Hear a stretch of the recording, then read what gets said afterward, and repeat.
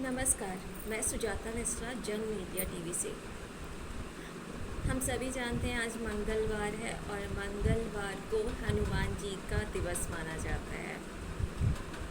मंगलवार यानी कि मंगल करने वाले देवता हनुमान जी, जिनका सिर्फ नाम लेने से वे समक्ष आ जाते हैं, आपके समस्त संकटों का निदान करने चले आते हैं। कई लोग ऐसा जानना चाहते हैं कि क्या हनुमान जी के ऊपर कभी शनिदेव जी ने दृष्टि नहीं की।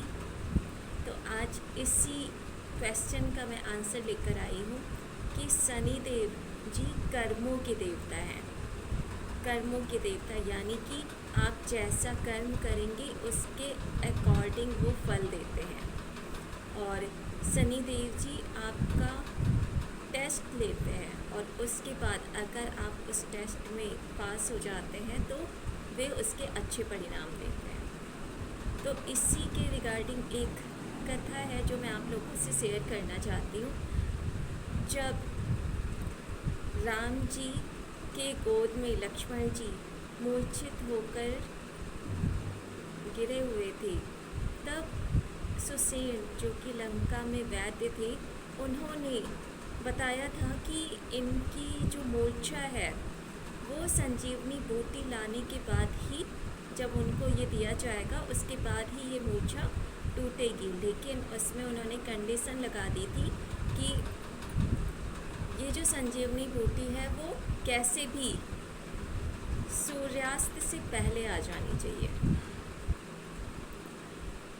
अब करना क्या था, इसमें बहुत सारे लोगों को जब ये चीज़ें पता चली तब हनुमान जी भगवान राम के पास गए, क्योंकि भगवान राम में उनकी अगाध भक्ति थी और बहुत ही ज़्यादा उन पे विश्वास करते थे। उनकी भक्ति में वे हमेशा रमे रहते थे। तो हनुमान जी ने कहा कि प्रभु आप चिंता मत कीजिए, मैं कैसे भी करके ये संजीवनी बूटी आपके पास लेकर आ ही जाऊंगा। और तब हनुमान जी हिमालय के उन पर्वतों की तरफ उड़कर जाने लगे जहाँ पर संजीवनी बूटी थी।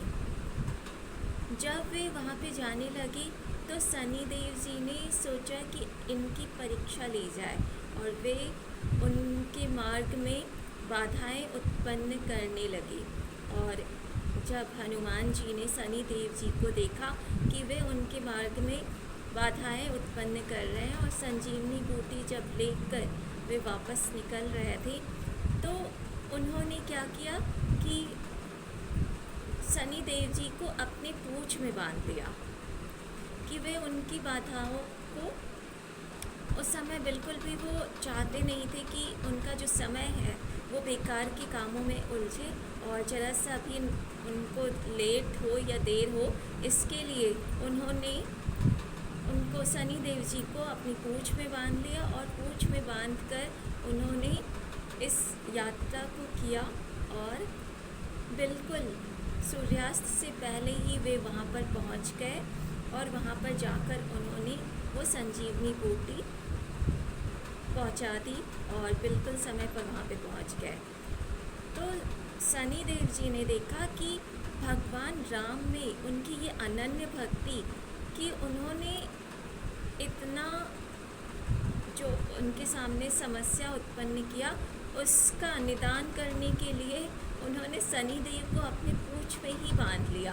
और जब तक उनका कार्य समाप्त नहीं हुआ तब तक उन्होंने अपने पूँछ में बांधे हुए ही श्री राम की अनन्य भक्ति को करते हुए उनका जो कार्य था वो संपन्न किया और वे वापस भगवान राम के पास वापस आ गए।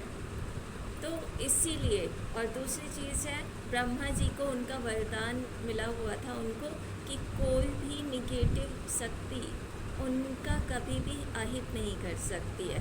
तो यही कारण है कि भगवान राम के अनन्य भक्तों पर और जो भी अपने कर्मों के प्रति सजग रहता है उनके ऊपर शनिदेव जी अपनी दृष्टि डालते भी नहीं हैं, और अगर डाल भी देते हैं तो वे भक्त हमेशा उस परीक्षा को पास करके, उत्तीर्ण करके वो आगे बढ़ जाते हैं। तो इसीलिए हनुमान जी के ऊपर शनि देव जी का कोई भी प्रभाव नहीं पड़ता है कभी भी।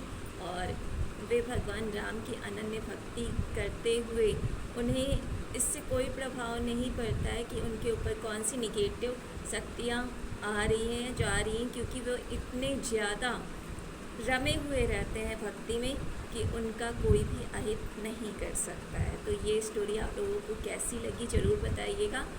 आज मंगलवार है और मंगलवार के दिन हम हनुमान जी को अपने जीवन में उनके जो ब्रह्मचर्य है, उनका जो तेज है, उनकी जो शक्तियाँ हैं, उन सभी चीज़ों की बातें हम कर रहे हैं और उनके बारे में हम बातें कर रहे हैं, उनको जानने की कोशिश करते हैं। और जितना हम जिसके बारे में जानने की कोशिश करते हैं, इसका मतलब है कि उनके गुणों को हम अपनाने की कोशिश करते हैं। इसीलिए कहा जाता है कि जो चीज़ आपको चाहिए हमेशा आप उसी चीज़ों के बारे में बात कीजिए और उन्हीं चीज़ों के बारे में मनन कीजिए और चिंतन कीजिए। Thank you for watching. अगर कोई भी क्वेश्चन है तो आप कमेंट बॉक्स में पूछ सकते हैं। Thank you.